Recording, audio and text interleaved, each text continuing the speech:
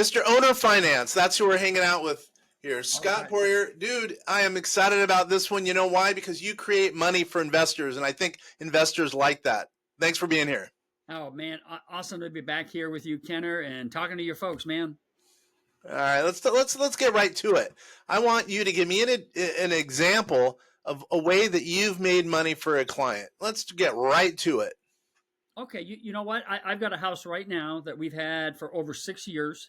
Hmm. We're selling it. We're actually selling it. So we got it under owner financing, but in a very unique way. So I'm gonna sort of weave in the story here about how we had the conversation and everything. All right, And no, hold on. Let's remember all these people who are generally people who are listening, and they're entrepreneurs. 93%. 93% are also real estate people, usually investors. Pretty well heeled, pretty loaded people. But at the same time, let's talk at a low level, so even someone as stupid as me can figure out what you're doing. Because I think you're going to add value during this next 30 minutes that we're chatting. So let's get right to it. And with Great. that being Okay. known. Good. All right. So let me kind of scale this down here a little bit. So owner financing, when we use that term, and I'm really speaking to you, Kenner. We're going to make Thank sure you. you correct this. Okay. I love it. I love it. So owner financing can feel like a big umbrella term because it can mean different things, I guess, to different people. What I'm really specializing in with the owner financing, it's really creative financing is really what I'm trying to say. Mm-hmm. So creative financing just means that we're being as creative as we can to either use someone else's debt, if there is debt, or we use their asset. If it's a free and clear property, then it becomes a true owner finance situation. Sometimes we do hybrid, what I like to call a hybrid sort of a terms deal. It's just a lot of different entry points. But the way that we do this is first, you got to know how to have a conversation with the seller. And we don't want to make assumptions when we get on the phone. This is where basically I make my money. I make my money on this. With It's your on phone? the Okay. call, Yeah. that we can make. So we got to know how to ask good questions, and so that we can hear where the seller's at, what their motivation is, so that we can see if we can actually help them accomplish ultimately what they're trying to do. And then if we can get creative in the process and not have to use banks or my credit or anything like that, that's the cat's meow. This is the way that we want to do it. I got you. And by the way, so what are the logistics? So when you say are you doing this because you're a charitable dude, or do people hire you as a coach, or give me the logistics of that first? Yeah, well, I'm also an active investor, so I'm doing it for myself. So I'm still very active in real estate. Mm-hmm. And yeah, I mean, my big thing, what I do is I coach. And I'm a teacher at heart. It's just in me. I want to help people. I want to educate them. I really want to show them not just the process. I want to protect them too, because some people can go into this if they don't understand the asset protection that they need to have to make sure that a due on sale clause is not going to happen. And for those that are processing that, here you are. You're basically, when I say you're taking over someone else's mortgage if there's debt, you're not in the true sense assuming that mortgage. Your name is on nothing. That mortgage is going to stay in the name of the seller. Now, I bet there are some people listening in right now that are saying right now, there's no way that you can do that because of the due on sale clause. Well, there is. And this is the asset protection that I bring and that I teach, that there are ways to do this. You want to have an attorney, of course, involved, and that's what we do. But we've got a whole process to make sure that we're protected when we go into these things. We're not hurting ourselves. We're not hurting anybody else. Okay? Got it. Okay, thanks. Now that's valuable information to know. Okay, I'm ready. Let's go again. Remember, dumb it down to unsteadily dude like me. Go for it. Okay, so let me tell you about a house. This is interesting. So this is a house. I live in New Hampshire, and this particular house is north of me in New Hampshire. So wait a minute, you're the one guy who lives in New Hampshire. Okay. And my wife lives here too. So there's two people who live in New Hampshire. You're the first two people I've ever met from New Hampshire, by the way. Oh, listen, it's the best state in the union. I'm sure it is. I mean, I don't know if you want to go down there or not, but anyway, it's not populated, but lots of land mass. Yeah. And then of course there's a third person that lives there. The house that I bought using owner financing. So got it. Okay. So we just had a bandit sign that was put out there, and we just put them out in just different areas. And we didn't put them out. This is north of me. There's not much north of me. Okay. So this person must have been southern part of New Hampshire, saw the sign, and they called. And it populated an application for me. So I reached out to this person. Got it. They really wanted to meet in person. They didn't want to do much over the phone, but they were intrigued with me wanting to buy their house doing owner financing. So I met with her and her husband in a diner, and we had this conversation. Okay. They sold it. They sold this house to me for $145,000. They had a $22,000 HELOC. Now, a HELOC is a home equity line of credit, okay? Okay. And they were just paying interest on it. That's all they were doing. They just wanted money. They pulled some money out. It was 22 grand. After we Mhm. met for about 45 minutes, they had already relocated to the tip of New Hampshire. Do you know what's at the tip of New Hampshire? Nothing. There's no tip because there's no one there. So it's the Canadian border where there's 8 more people that live. But anyway, so these people were like off the grid. They couldn't sell this house. They had already relocated, and they literally were living off the grid. They had solar. They had all this other Are stuff. you serious? To be left Yeah. alone. These people wanted to be left alone. That's pretty cool. Yeah. Lovely folks, Yankees to the bone, very practical people, very straightforward people. They wanted to look me in the eye. But anyway, so we had this meeting. They agreed they were going to give me 5 years initially. Okay. And they agreed I would pay off their HELOC, the $22,000. And I had 5 years to go ahead and pay them the rest that I owed. I never made a payment to them monthly from the day that I paid that HELOC off. That's all I had to pay up front. I'll tell you right now, so what I did is I like to use private money. I that's just my go-to. When I say private money, these are people that know me, like me, and trust me. Mm-hmm.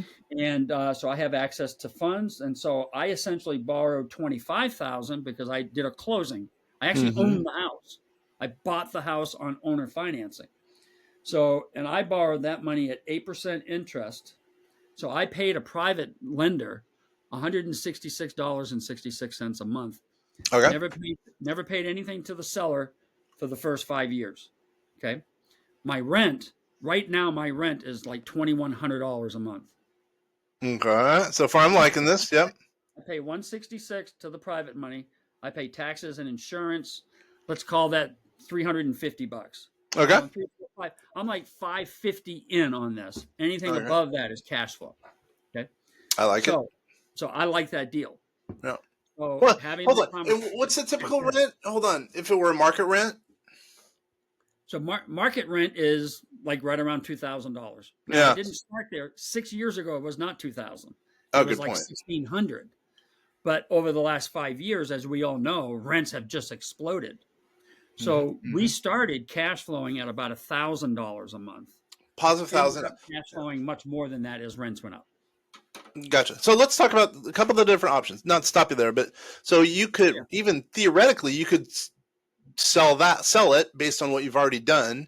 You can resell it. You probably don't want to do that. Number one. Number two, you can keep doing that, right? Yes.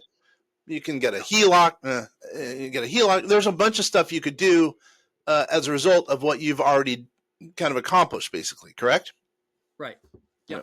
You wouldn't want to. You'd want to do what you're doing. Hold it for 5 years, et cetera, or maybe even hold it into infinitum and then leverage up to another property of said sort. Yep. I mean, there are a lot of different exit strategies on this. Right.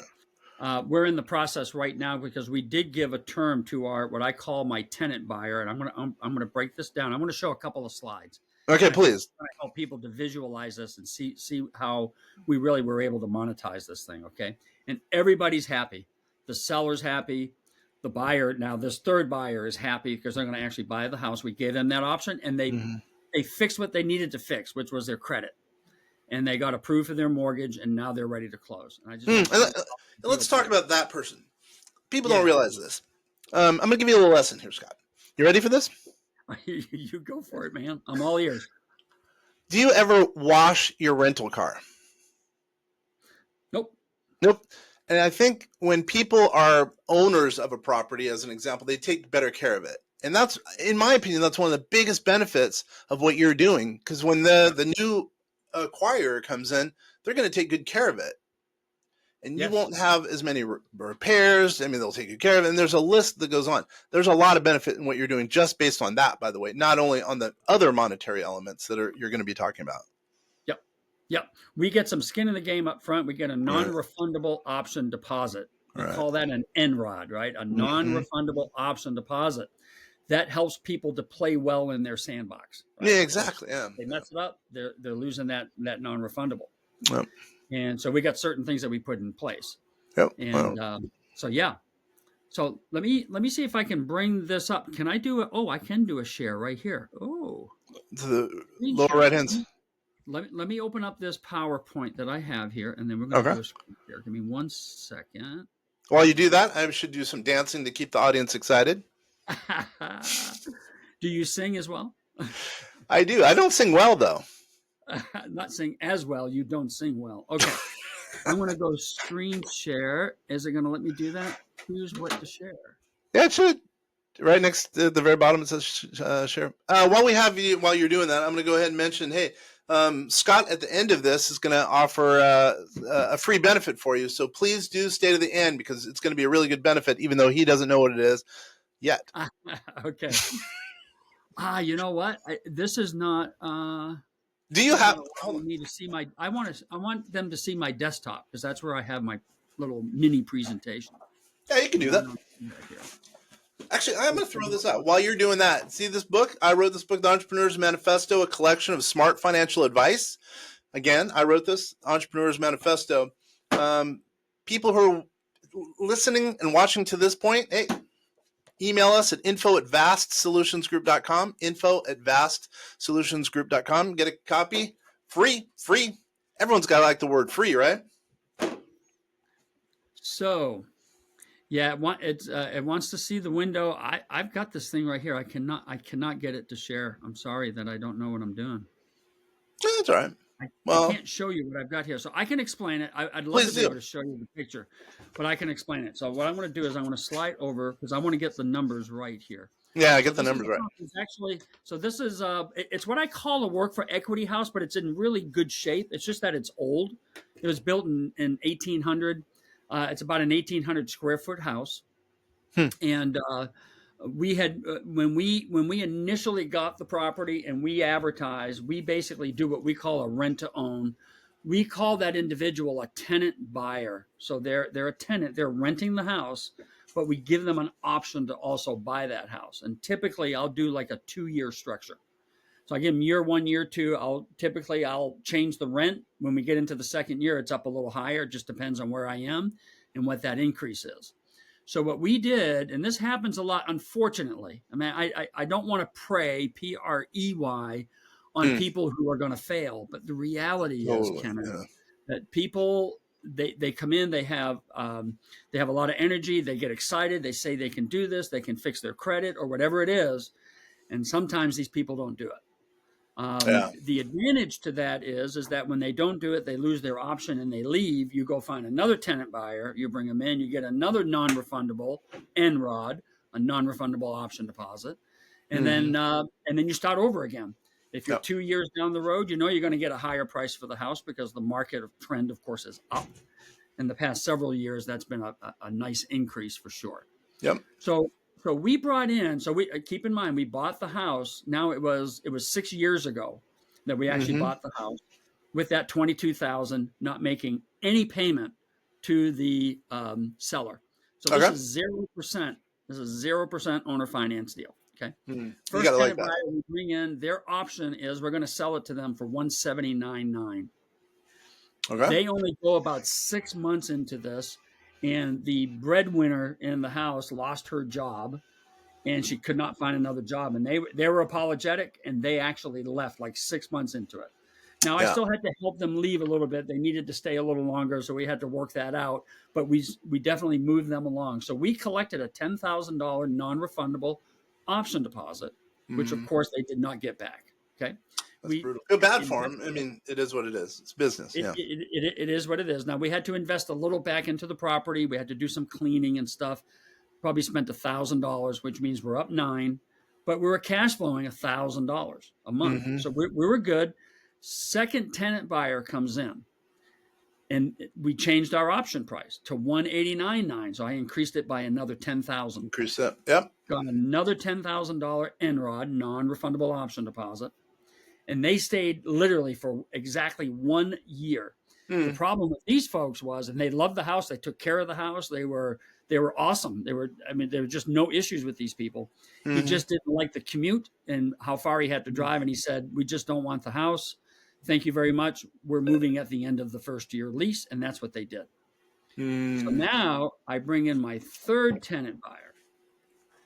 And we did an option with the third tenant buyer at like 2099.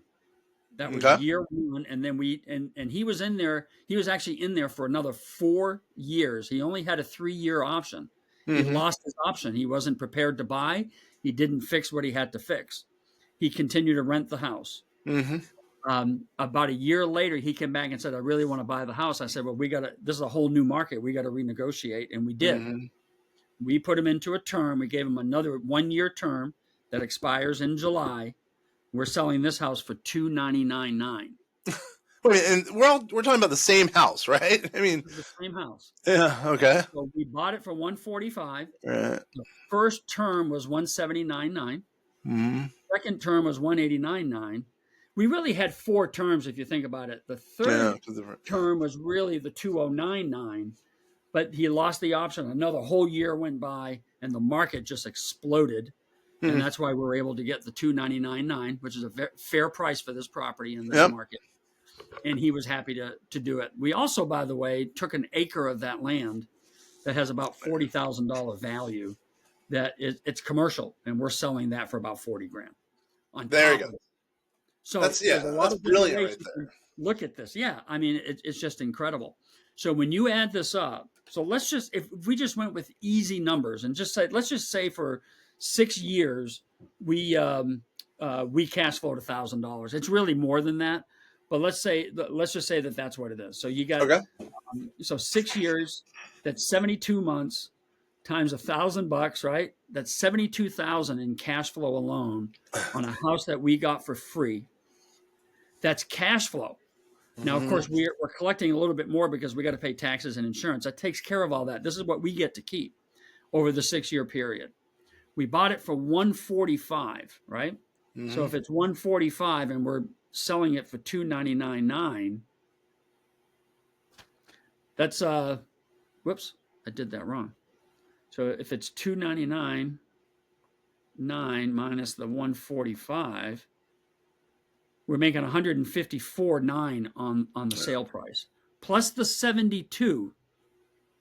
So I mean, this thing is close to $250,000 on a house that we bought on terms, owner financing, for 145,000. Yeah. You know, and obviously it's easy to see the profit there. It's pretty funny when people say, "Oh, it's too good to be true." You know, there's no way you can do stuff with no money down. You know, use other people's money. I mean, there's a great example of quite the opposite that you can do that. Yes, And it's not your money. People take care of the house, as I mentioned. You could do a lot of stuff, as you mentioned. You could do a bunch of things on the exit, and that's really what matters. On the that's right. being creative.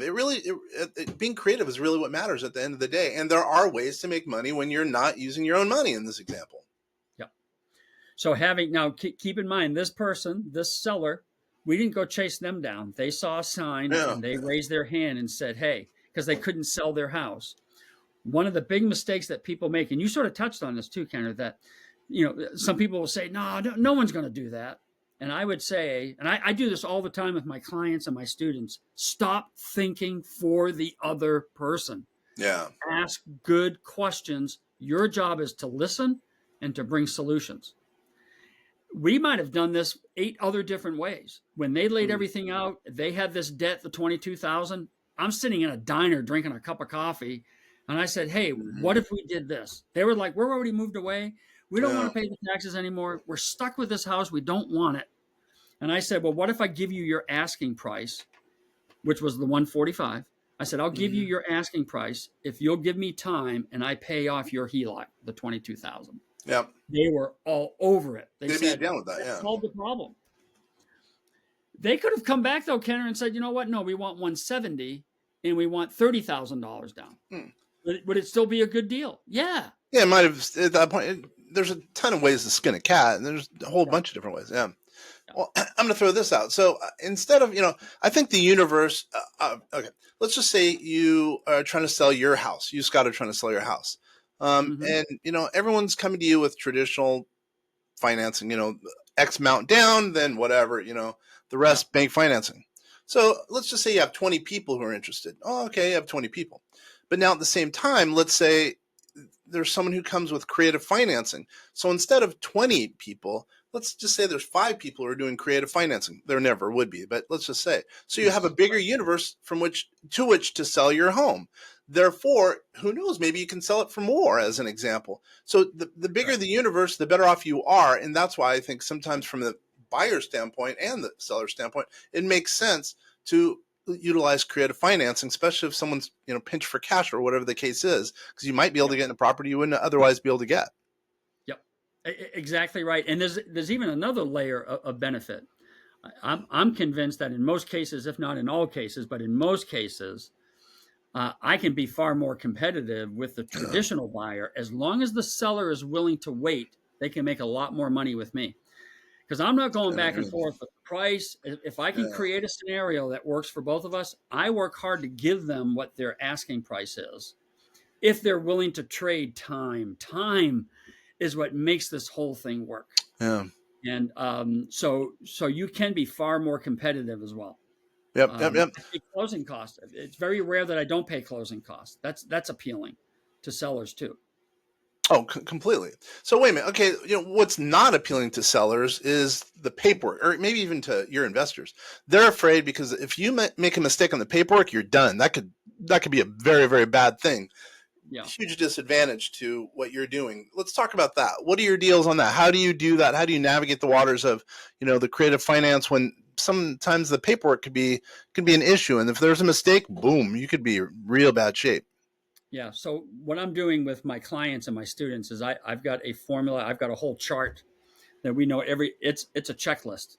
I Mm, love working off of a checklist. So we make sure we get all the right paperwork in place. Number one. Number mm, two, we only close with an attorney. And I okay. suppose you could certainly do it with a title company. I just cut my teeth on the attorney is representing me. They're actually looking out for me.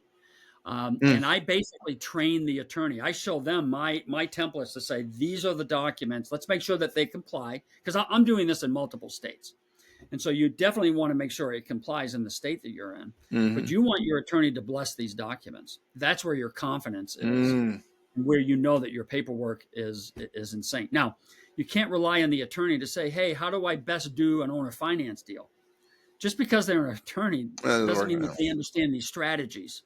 I've learned these strategies and I've paid for these strategies with coaching all my career and doing real estate. I've always had someone who's further down the road than me and saying, you got to show me how to do this. And I've paid for that coaching. So I learned these things. I like to sleep at night. Hmm. And so these documents and how we do what we do is where our protection is. So then, Yeah. two dumb questions. So you do the documents as an example for your students. Is that true? Well, I'm not doing it for them, but I'm showing them, training them on how to fill them out, how to have the right documents for the right deal.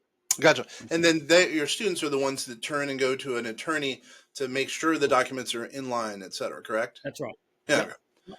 Got So it. that's all a part of my coaching, so they know exactly what those are. And by the way, I've been using the term owner financing. Mhm. Sometimes we do this with subject to.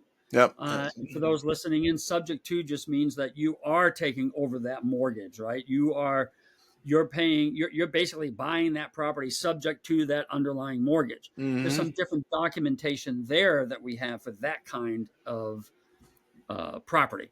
And so it just depends on what it is that you're doing. I've used this creative financing with fix and flips that I've done, where I Hmm. literally bought the house for nothing and Yep. had 6 months, 8 months, a year to go ahead and fix it up. So my only investment was the fix up.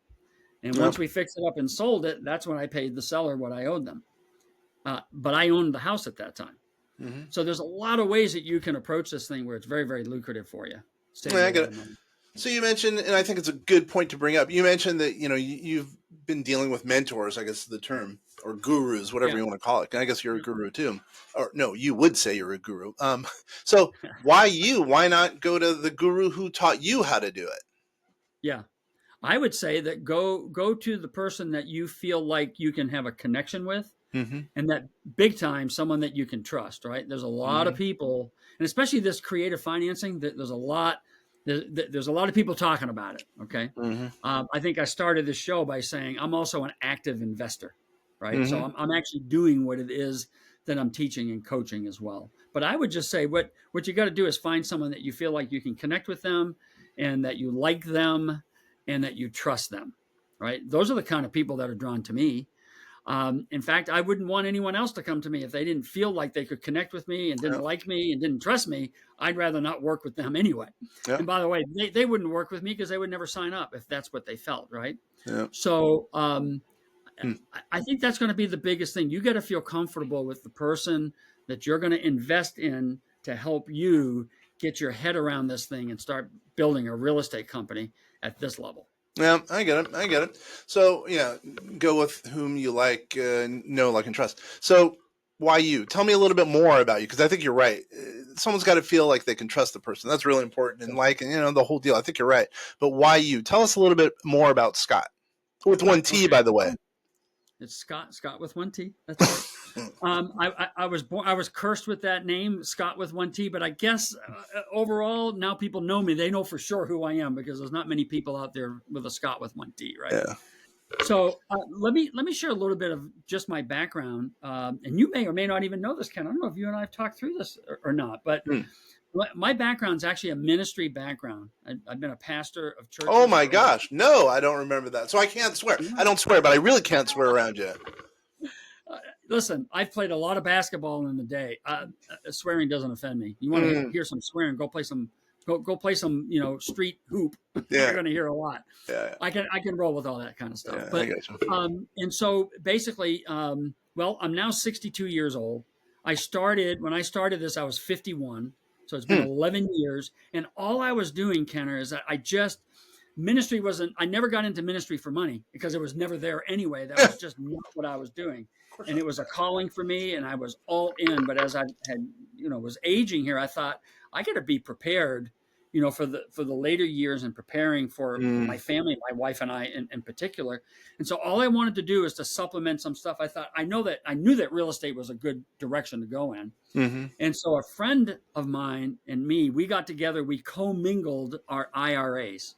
So we did a self-directed IRA, Mm-hmm. and we bought 2 5-unit apartment buildings, which, by the way, we still own to this day. And it's insane because you think about what's happened in real estate in the last 11 years. Insane what these things are worth today. But anyway, that's another story. I'll save There that you go. story maybe for another time. Yeah, there you go. So that sort of got our whistle wet. We thought, wow, that's fantastic. But I have to say that when we went into our second project, by the way, we really didn't know what we were doing, even though we did really well with those 2 properties. We really Mm-hmm. didn't know what we were doing. We're Mm-hmm. flying solo. Yep. Second property, we decided to do a fix and flip, Okay. and we blew it. Kenner, we absolutely blew it. I mean, we lost our shirt. We just didn't know what we were doing. And I mean, we're well into the 6 figures. Took us years to overcome that, to pay all that debt that we owed, and we did pay it all. But boy, we took a hard hit, but we weren't going to give up. But what did happen is I woke up and said, I need help. I got to stop acting like I know what I'm doing. So that was about a year in. That was about 10 years ago that I woke up and said, I got to look for someone that I can trust. Mm-hmm. And so that opened the door for that, right? So now I learned all this other stuff, and this creative financing is what really ended up changing my life. I was not going into this to build a business. I was just thinking about my retirement and thought if I could just get a few properties. But now the sky's the limit. I got into this. I realized that just like in my ministry, I'm still able to help a lot of people. And that's helping sellers as well as buyers. Right. Yeah.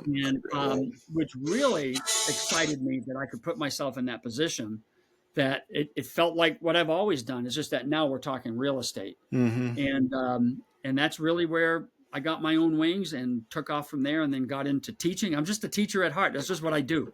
Mm-hmm. I want to be helpful. And this was a great outlet for me to do that.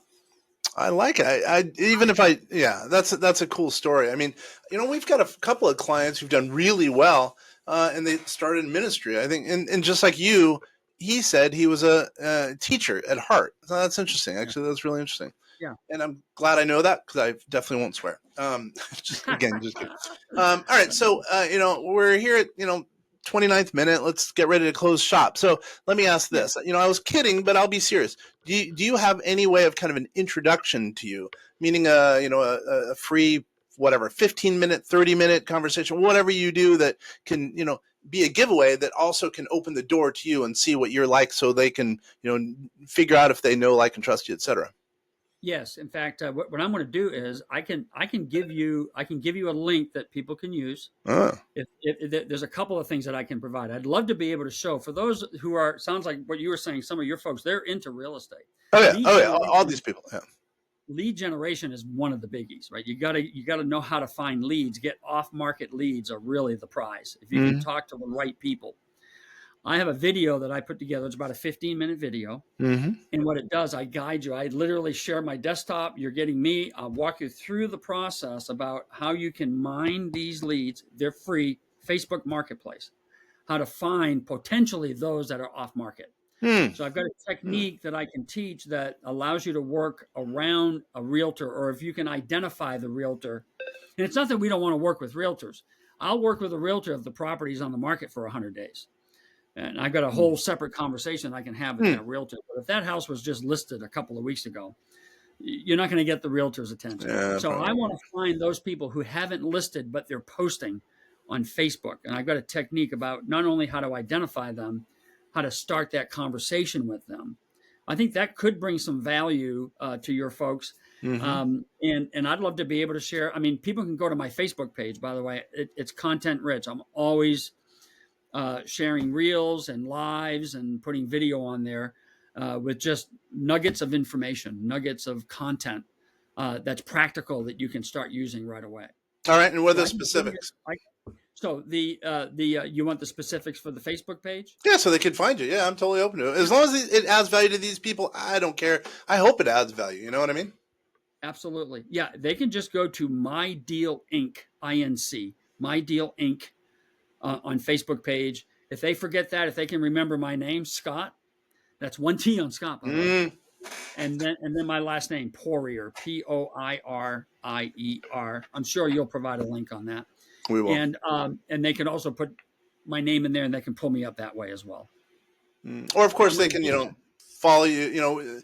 Our information on our website, vastsolutionsgroup.com. Again, vastsolutionsgroup.com. And if they have any questions, whatever, they're afraid of you or whatever, info@vastsolutionsgroup.com. So what's one other little tip that you would, provide that you haven't yet provided that you're thinking, I don't want to forget that? What's one tip with respect to creative financing or whatever the case is that you want to leave us here with today? Yeah, the biggest thing is there is an art in really learning the language, even though that we're talking English. We just want to be able to learn the language about how to ask good questions. And that's part of, and I do share a lot of content on that as well. How do you have that initial conversation with the seller? Maybe I can say it this way: the less you say, I promise you, the less you say, the more you make. Now, as much as that I'm a teacher at heart, what I don't do with my seller is I don't teach my seller into a deal. You're never going to teach a seller into a deal.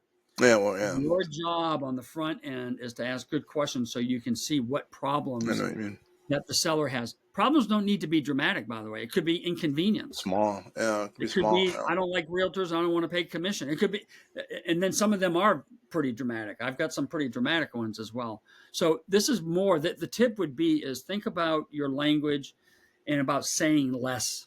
Ask good questions, listen, and then provide solutions. That's what you're trying to do. Nice. With that note, that's a good way to end this. That's a powerful tip. I think that hopefully a lot of people will be, wanting to reach out to you, because I think just the idea of creative finance, and people, I think, again, say, it's not possible. It is possible. And I think you're one of the good guys out there, and I'd construe you as a guru who can really add value to some of the investors out there. I really appreciate you taking the time to be here. Kenner, always awesome talking with you, man. Thank you for letting me come on this platform. You better believe it. Hey, ladies and gentlemen, again, you're listening to The Vast Voice. Here, we're telling business secrets to entrepreneurs. And then, if you have any questions or whatever, go to vastsolutionsgroup.com. Again, vastsolutionsgroup.com. And if you want to provide some input or the book, info@vastsolutionsgroup.com. So, Scott and everyone else out there, I totally appreciate you guys taking the time to be here.